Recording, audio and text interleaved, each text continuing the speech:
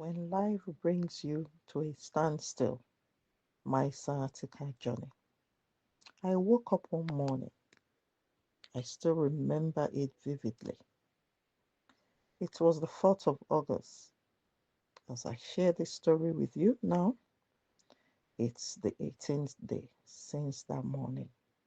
I had a doctor's appointment that day, and as I went to take a shower, I knew something was wrong. I struggled just to get inside the shower. And once I did, I couldn't move. My legs simply refused to walk, locked in unbearable pain. Because of the excruciating pain, I collapsed on the shower floor.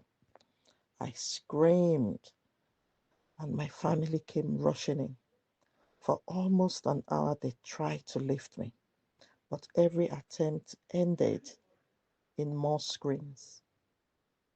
The pain was too much.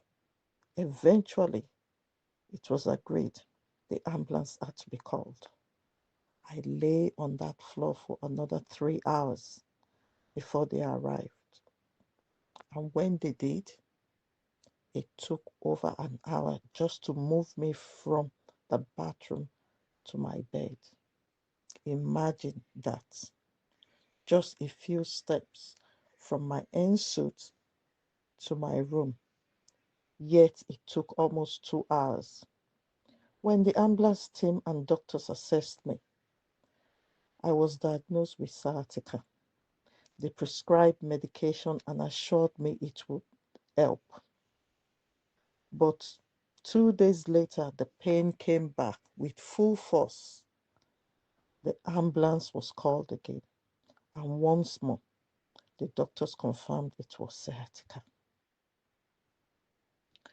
More medication was given, but the truth was clear. I was unable to walk. I became bedridden. My life came to a complete standstill. The reality sank in. I had to cancel my travel plans, and everything I thought I would be doing that month was suddenly stripped away. Life forced me to pause. There were days when the pain was so intense I could hardly move. Each step felt impossible, and even the simplest tasks became overwhelming. Before this, I used to think that as you get older, your eyes were the most important part of your body. That if you couldn't see, you couldn't function. But after laying in bed for 16 days, unable to move, I gained a new perspective. I realized something powerful.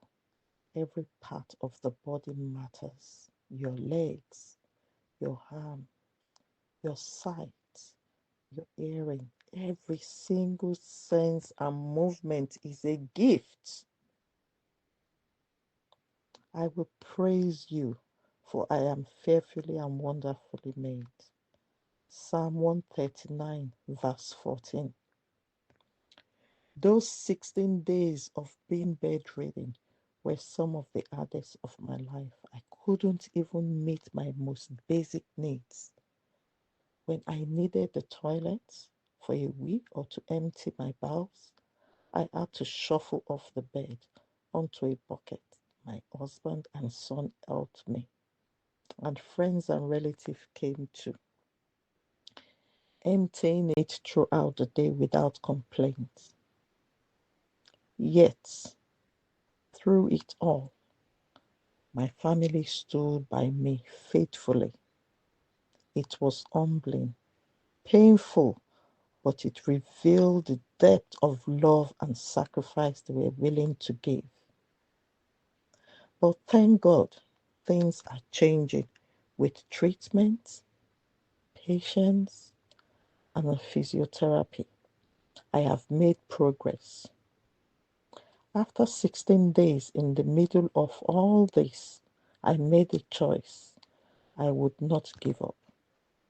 The doctors kept reassuring me on a weekly basis, adjusting medications, and physiotherapists came twice a week to work with me, patiently bringing hope where despairs tried to creep in.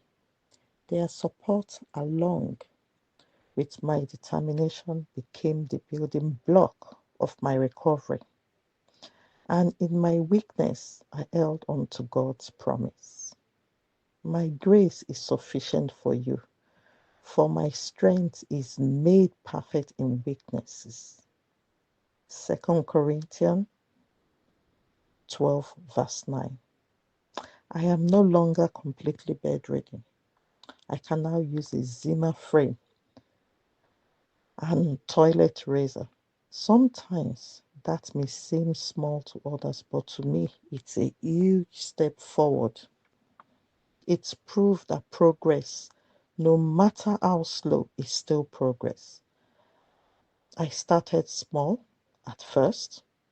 Even standing was a challenge. Then came the Zimmer frame, awkward, unsteady, yet full of possibilities. Slowly, step by step, I began to move again. Each step was painful, yes, but each step would also prove that progress was possible. This journey taught me that resilience is born in the hardest places. Pain may try to stop us, but strength grows we chooses when we choose to keep going. And if there is one lesson I carry with me now, it's this: cherish every part of your body and never underestimate the power of family love. Don't wait until something stops working to value it. Every breath, every step, every movement, and every act of kindness from those around you is a blessing. The joy of the Lord is my strength.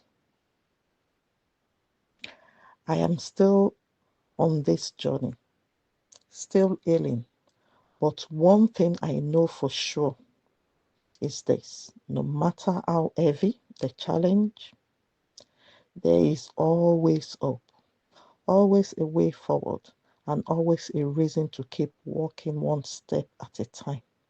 Until next time, this is Open Talk with Sisi Flojo. Thank you.